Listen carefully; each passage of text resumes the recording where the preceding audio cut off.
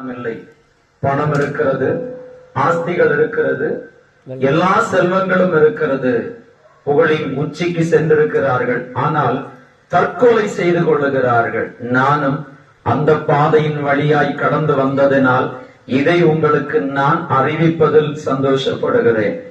இன்னைக்கு மனிதன் பணம் இருக்கிறதுனால் சமாதானமாய் இருக்கலாம் என்று நினைக்கிறான்.